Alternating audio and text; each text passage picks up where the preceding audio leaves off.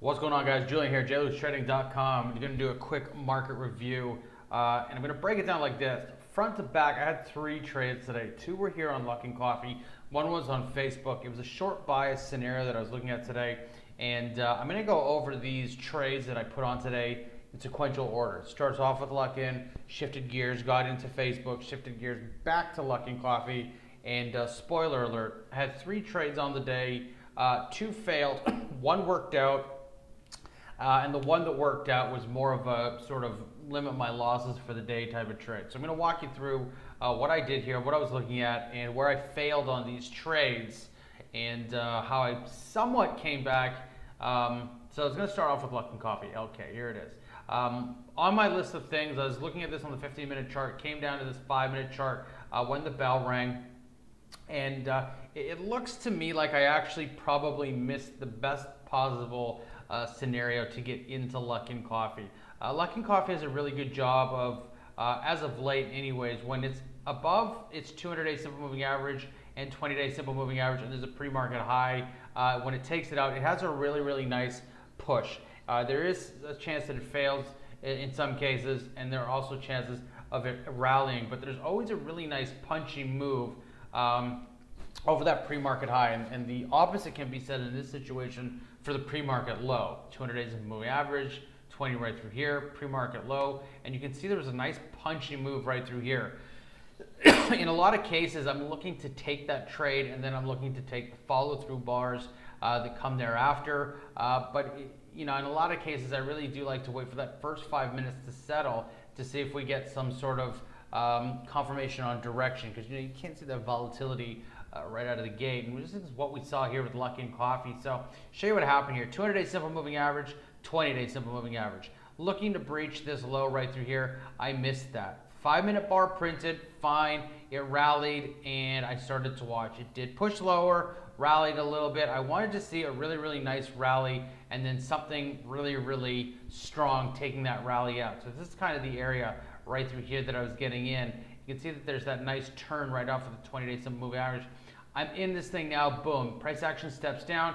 It's having troubles getting to the low of day. It's got this bottoming candle that pushes price action higher, and it takes me out of the trade. So this is where I was getting taken out of the trade on Luckin Coffee. It was pretty quick.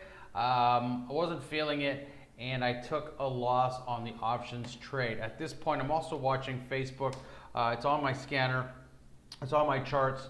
And I'm looking for the setup, and here it is. And I misplayed Facebook directly after. Now, what I generally will do, no word of a lie, and this is just how I trade, is I'll focus on the top mover and the top loser, and I have to see the setup that I'm looking for. And if it comes, I trade it. If it doesn't, I step away. But there's something specific that I'm looking for from the moving averages before I dig down to a pattern.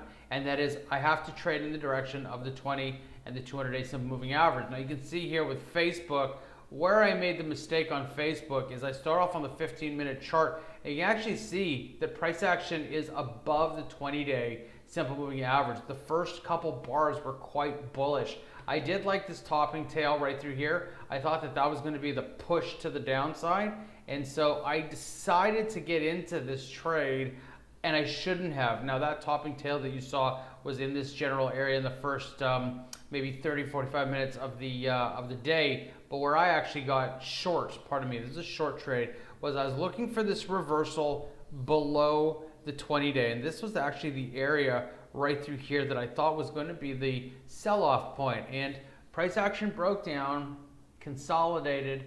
It was bottoming tail after bottoming tail after bottoming tail. Price action pushed back in the range. I had my stop loss right up through here, and price action came back into the range, hit me, and I was out. At this point, I'm 2 trades in the hole, and Luckin Coffee is looking to move again. So I'm going back to Luckin Coffee, and you can see that it had sold off. It's held that area right through here. Double bottoms, gets long again, and then same thing. 200-day simple moving average, 20-day simple moving average. The idea is that there's a bearish engulfing candlestick pattern right through here.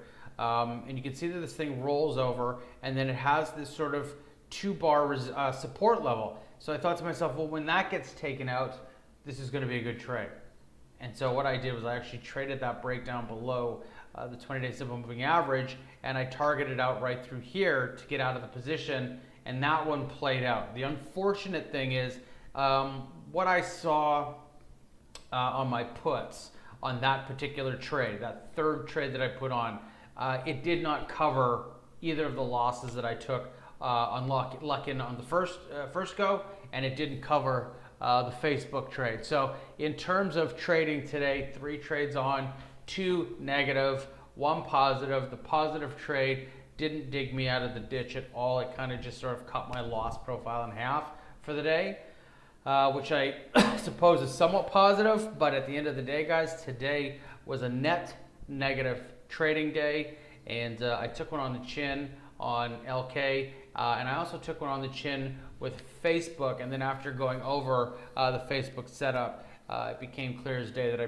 probably shouldn't have taken that trade anyways. So there were some better trades out there. I mean, a lot of the guys were hitting Tesla today, and that was fantastic. Tesla was doing really, really well for itself. But when I was looking at Luckin Coffee, when I was looking at Facebook, they were both selling off, and the markets were also selling off. The S&P was soft. It was in negative territory, and I like to trade in the direction of the S&P 500 and the broader markets.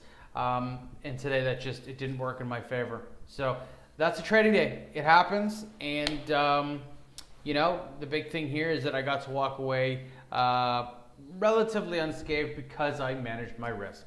Hope some of this has helped. If you have any questions, I'm at info@jlewisTrading.com. Don't forget to like and subscribe if you're watching this on YouTube. We also have a massive webinar that is coming up. If you'd like to get involved with that massive webinar where we're going to be giving away a ton of free stuff, info@jlewisTrading.com is the best email to get us at, and we can get you signed up. Thanks for watching.